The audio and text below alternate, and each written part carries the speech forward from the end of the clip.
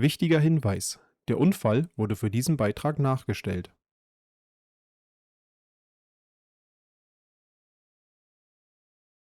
Kennt ihr das Gefühl, ihr wollt nach der Arbeit einfach nur schnell nach Hause, aber der Berufsverkehr gibt euch erstmal eine richtige Abreibung? Ihr rollt von einer Ampel zur nächsten, um dort wieder im Stau zu stehen.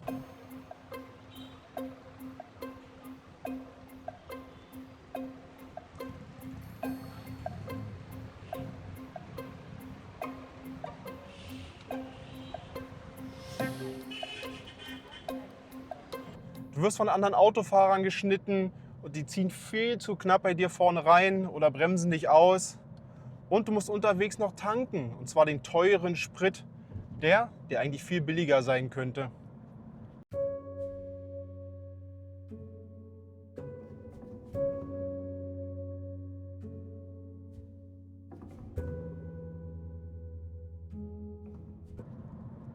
Und dann gibt es da noch die Fahrradfahrer, die dir den letzten Nerv rauben.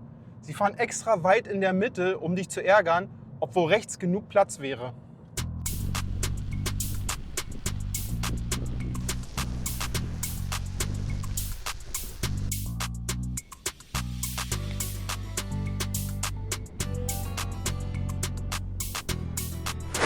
Ich fahre dort, um der Dooring Zone der parkenden Autos auszuweichen.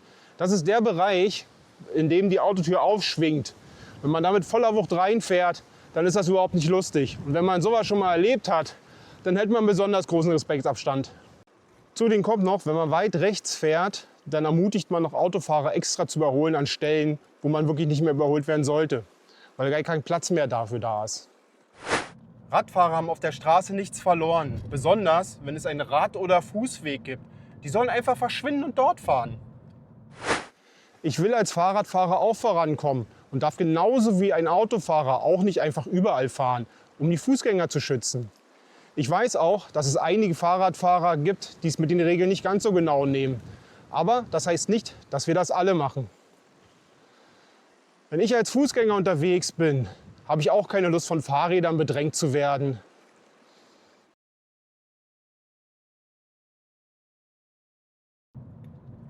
Man kann nicht immer alles im Blick haben. Besonders, wenn Radfahrer noch schnell in den toten Winkel springen, bevor du rechts abbiegen willst. Die müssen einfach selbst ein bisschen auf sich aufpassen. Ich bin ja kein Zauberer oder sowas, der alle sehen kann.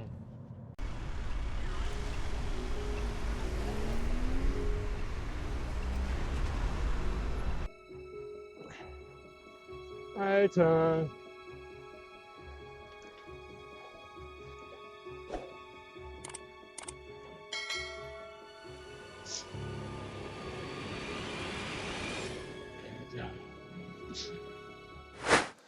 Autofahrer achten primär auf den Verkehr auf der Fahrbahn, was ich auch komplett nachvollziehen kann, weil hier die Gefahr für sie selbst am höchsten ist.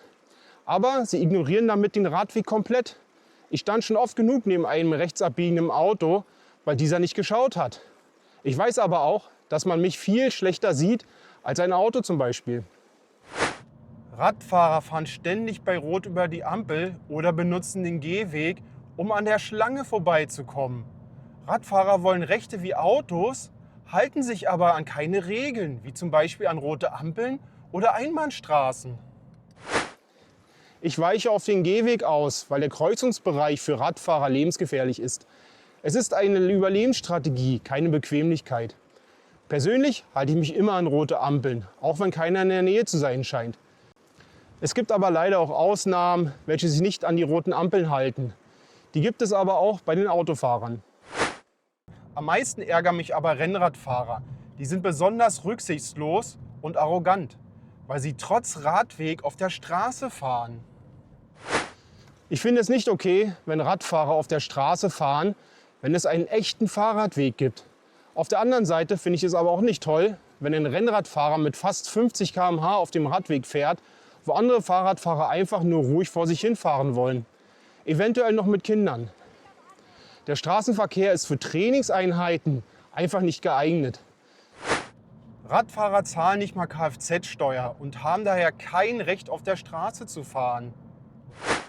Das ist ein klassisches Missverständnis, dass Radfahrer keine Kfz-Steuer zahlen. Viele Radfahrer besitzen selbst Autos und somit zahlen sie Kfz-Steuer. Und die Infrastruktur wird ohnehin aus allgemeinen Steuermitteln finanziert. Wobei gefühlt nicht viel von den Steuern in den Ausbau und die Instandhaltung unserer Infrastruktur fließen. Manchmal würde ich mir wünschen, dass Radfahrer einfach verschwinden. Dann hätten wir die meisten Probleme gar nicht.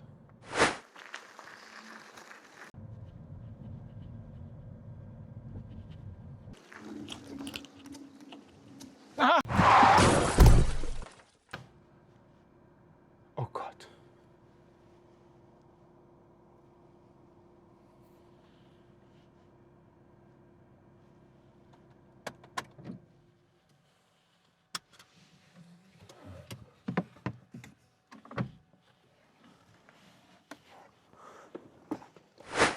Wenn du als Autofahrer nach einem langen Arbeitstag im Stau stehst, sinkt deine Toleranzgrenze gegenüber Fahrradfahrern. Ein Fahrradfahrer, der vor dir trödelt, fühlt sich nicht mehr an wie ein Mensch, sondern wie eine persönliche Störung deines eigenen Feierabends. Auf der anderen Seite steht der Radfahrer, der mit Adrenalin im Blut nach Hause fährt, weil er weiß, an der nächsten Kreuzung könnte er übersehen werden.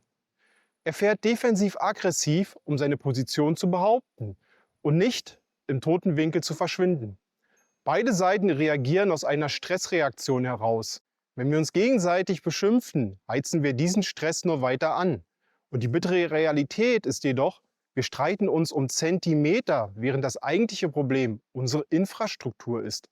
Unsere Straßen sind für die Koexistenz einfach nicht gebaut. Wenn wir Radwege hätten, die sicher, baulich getrennt und intuitiv zu befahren wären, müssten wir uns nicht auf der Fahrbahn um Zentimeter streiten.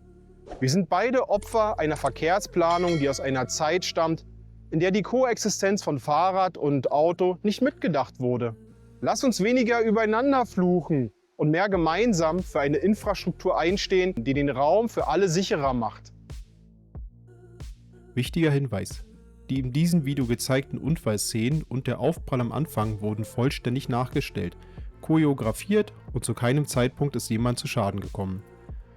Durch gezielte Kameraperspektiven, schnelle Schnitte und postproduzierte Soundeffekte wurde der Eindruck eines realen Unfalls erzeugt. Dieses Video soll niemanden erschrecken, sondern aufzeigen, wie schnell Situationen im Straßenverkehr durch Stress, Vorurteile und mangelnde Infrastruktur eskalieren können. Und dass wir es in der Hand haben, das zu ändern. Welche Situation regt dich im Straßenverkehr am meisten auf? Und wie können wir das gemeinsam entspannter lösen? Schreib es in die Kommentare. Ich bin darauf total gespannt. Danke fürs Zuschauen und bleibt achtsam. Ciao, euer Manuel.